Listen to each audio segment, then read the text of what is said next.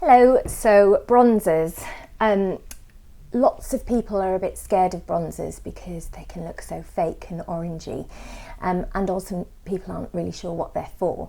But basically bronzers, in this instance bronzing powders, are there to do literally that, just add some colour to your face. And it's always the best thing to add colour to your face after you've got your base on, because with your base you want to match your skin tone, not try and tinker with the colour. And bronzer comes in to then tinker with the colour if you want a little more, or if you want some darkness, or if the rest of you's tanned and you've been wearing sunblock on your face, or whatever. So this is the best way to do it. Now, as ever, the way to stop it looking unnatural is good application and correct product choice. Now, when I say correct product choice, obviously the main thing to consider is colour. As a rule, you want to avoid things that are orange, and you want to choose things that are more of a true tan or a pale brown. This is because orange looks fake and you get that kind of, Michelle Heaton, Katie Price sort of look. And also I find that in hot weather, the sort of pH in your skin makes bronzer look a bit oranger than it naturally is. So you want to kind of try and be as neutral as possible. And the other thing about application is that it doesn't replace your blush, it goes underneath your blush, because what bronzer does is it gives you quite a flat colour. It doesn't make anything pop, so it's not a sort of pretty effect, it's more of a contouring and deepening effect. So you're not replacing your blusher, you're simply choosing another layer to go underneath. Now, for example, if you're as pale as I am, I currently don't have anything on my cheeks or whatever, so I'm looking especially pale. You want a pale bronzer because you're obviously trying to mimic a suntan, and I'm never going to go a dark, dark, dark tan. So in order to fake how I would naturally go in the sun, I want something like this that's a bit sort of pale. More and more companies now are doing a sort of double bronzer, like this one by Clinique, where you have a darker tone that you can kind of place on judicious areas, or if your tan darkens naturally over the course of the summer, and these are quite useful. You'll notice actually that this one has a little bit of sparkle in, and that can be really, really pretty, but in general you want to keep it to a minimum. You don't want a very sort of glittery bronzer. You want one with no more than a little shimmer, or even a matte one, like this one or this one. Now, as I was saying before, because you want to layer your blusher over the top of your bronzer, lots of companies are now doing double bronzers with the blush, a complementary blush colour in, which is really, really great. So like there's this one by NARS, which has the Laguna bronzer in, which is a really, really good bronzer, and the Orgasm blush, which is my favourite blusher. And then Laura Mercier does bronzers with a complementary blush next to it. This corally colour is really, really lovely. Or alternatively, you can just, buy a single blusher or use your existing one. In general, over a bronzer, I find that coral, peach, pink, rose, those sorts of colours go really, really nicely over the top, rather than a reddy, purpley tone. You want more of a sort of pretty flush over the top. Anyway, so I'm now going to show you how to put it on. So I'll just put my hair back and then I'll show you. Okay, so I've got my hair back so you can see what I'm doing. The first thing you need to do is grab a tissue.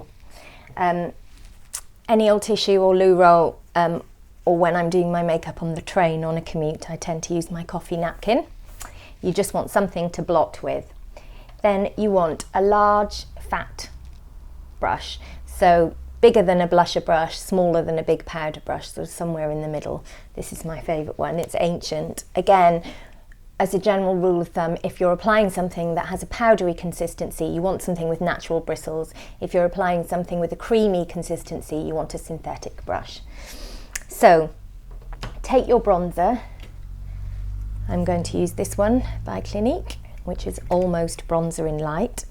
Then you want to load up your brush.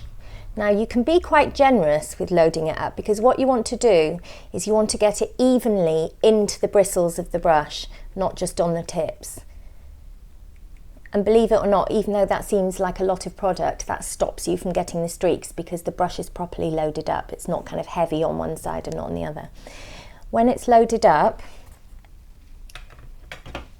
take your tissue and stroke your brush on your tissue, and what that does is it gets rid of the excess.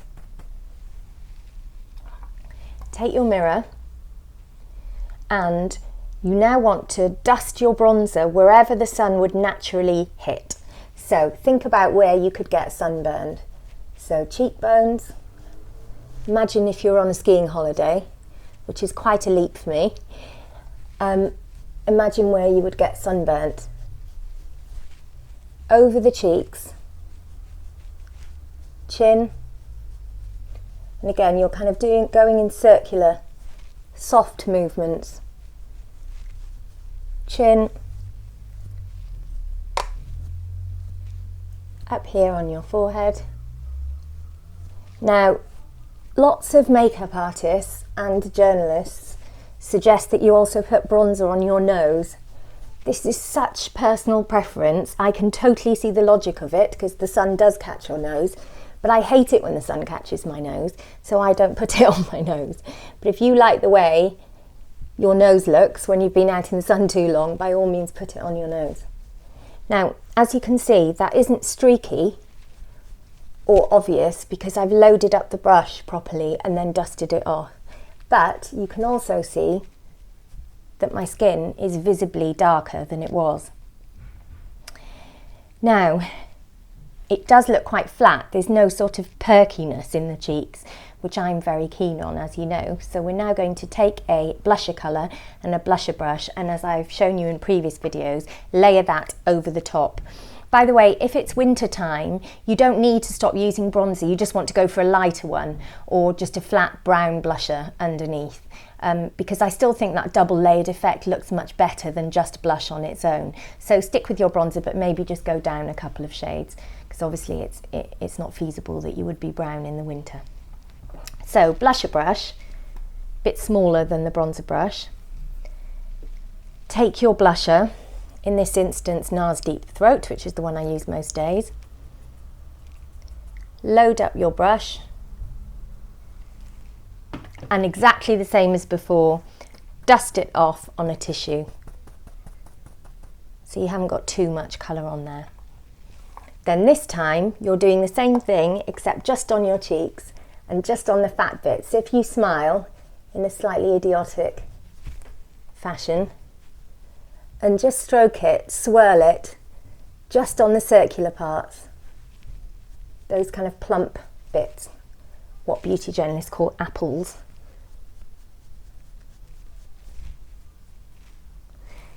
And as you'll see, that then brings a sort of perky glow back rather than that kind of flat bronzer. However, if I just put my blusher on its own, it wouldn't have that same kind of depth of field and contouring effect. So I really do think the two together is the best way to go. Take my hair out.